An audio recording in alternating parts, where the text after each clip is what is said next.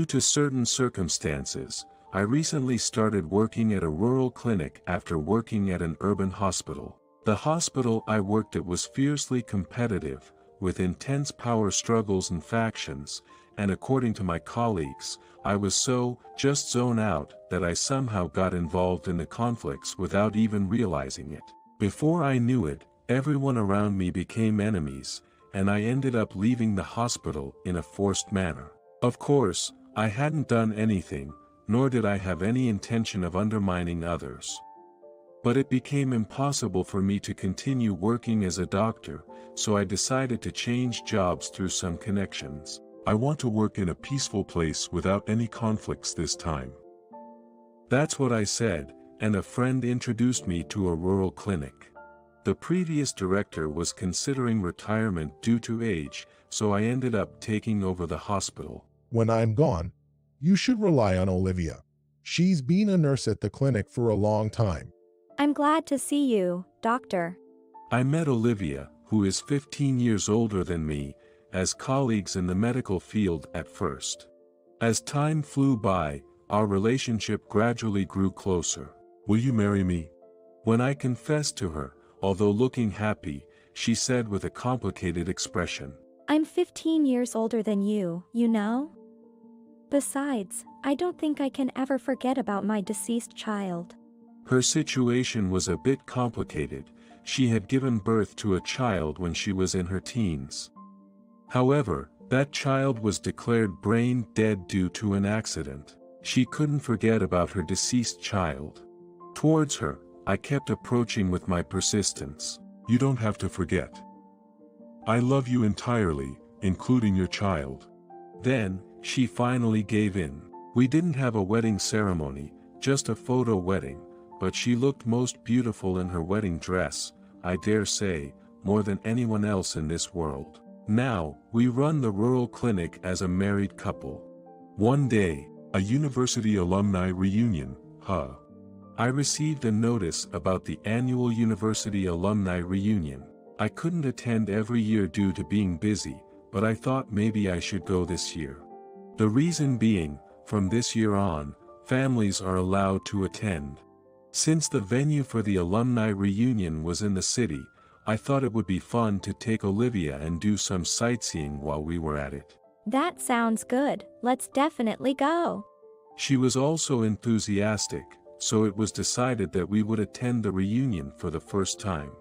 On the day of the reunion, I was enjoying conversations with friends I hadn't seen in a while. Well, Martin, is that you? Gilbert. It's been a while. I sighed inwardly upon meeting someone I didn't particularly want to see. Gilbert had always harbored animosity towards me since our student days. He would compete with me in GPA, and was fixated on being above me in everything. Therefore, when he found out that I had landed a job at a fairly large hospital, he had a very bitter expression. I heard you got fired from that hospital, huh? With a smirk, he approached me. I did. Now I'm the director at a rural clinic. You deal with old folks every day, huh? Oh man, what a shame.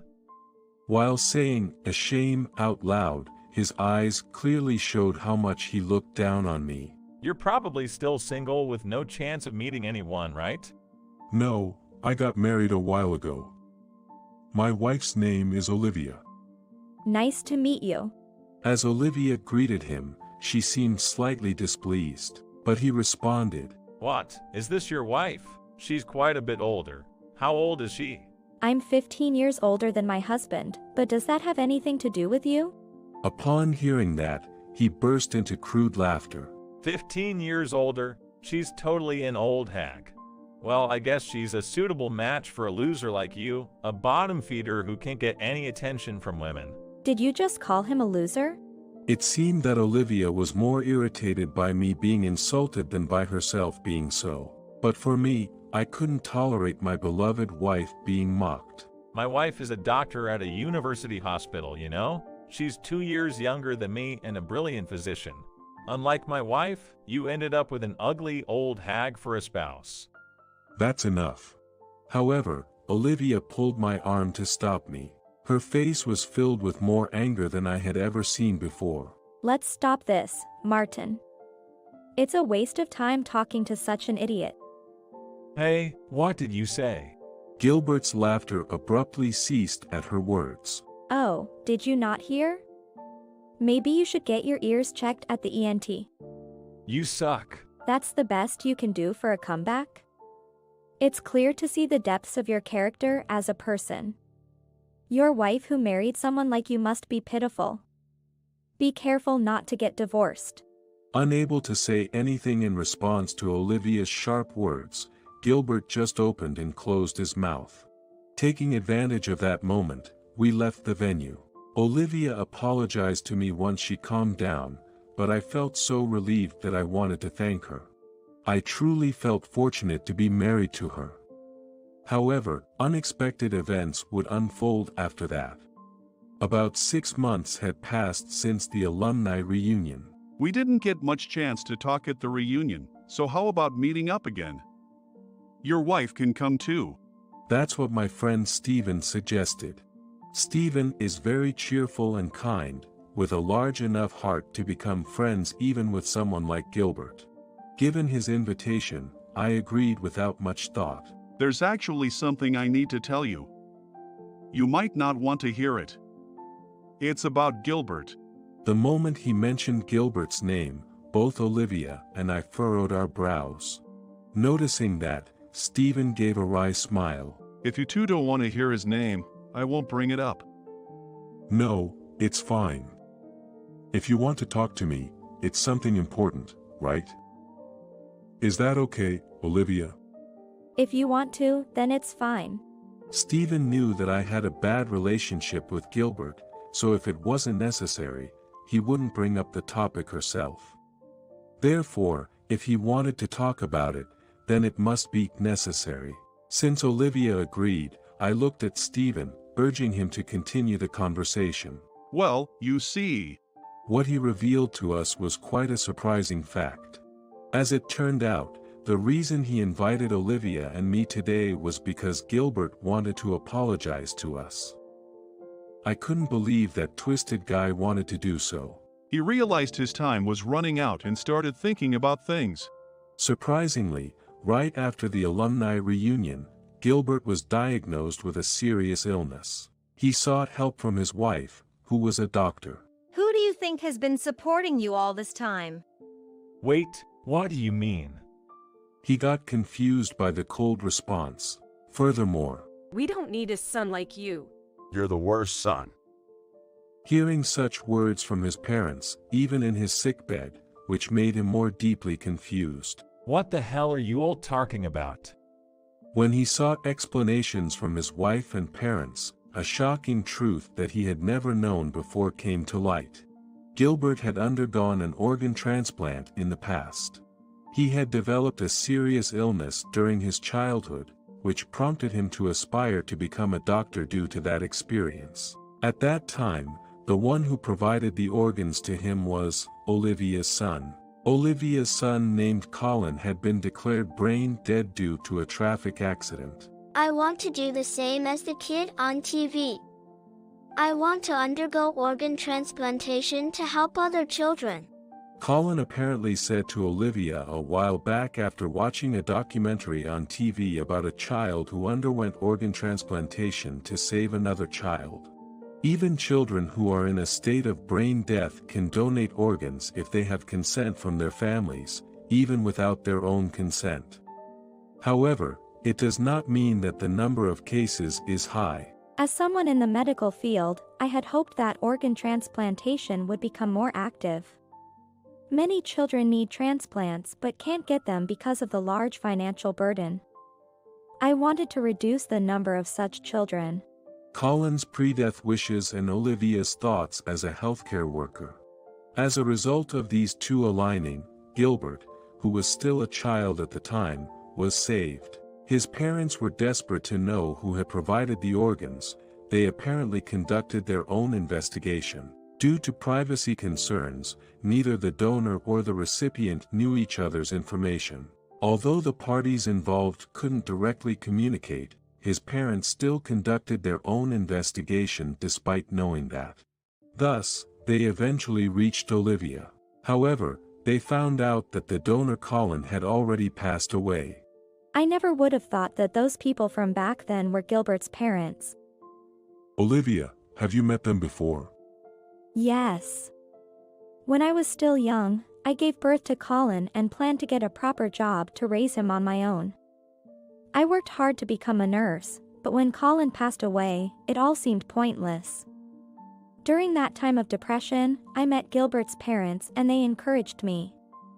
I owe who I am today to those two. The parents apparently kept Olivia's existence hidden from Gilbert. They believed that informing him would cause various problems in the future, and Olivia herself was concerned about adding to his burdens. Judging from what you said, Gilbert's wife seems to have known that my son was the donor, but why? Her father was the surgeon for the organ transplant. She probably knew because she heard it from her father. I couldn't help but think what a complex connection it was. I never imagined that my wife's son had saved the life of a classmate I disliked. However, Gilbert apparently didn't know about that, and boasted to his family about ridiculing Olivia and me at the alumni reunion as if it were a heroic tale. Knowing everything, Gilbert asked me to apologize to you too. It might be hard to believe, but he sincerely regretted it. If you're willing, would you meet him? If a donor doesn't show up, this might be his last hope. I looked at Olivia, and we hesitated for a moment about what to do. I felt sorry for Gilbert's current situation, but to be honest, I didn't want to meet him. However, Olivia suddenly asked Stephen something. Earlier, you mentioned a donor? Is Gilbert's illness in need of an organ transplant? Yes, but finding a matching donor has been difficult. Maybe I could be a match. I was surprised by her words, and so was Stephen. Since my son Colin was a match, I might be too, right? That might be true, but... Listen, Martin. You don't like Gilbert, and neither do I. But I don't wish for his death. If possible, I want him to survive. I received her straightforward gaze head-on, and nodded vigorously. Sure, you're right. As a healthcare worker, if there's a life we can save right in front of us, we should do everything we can.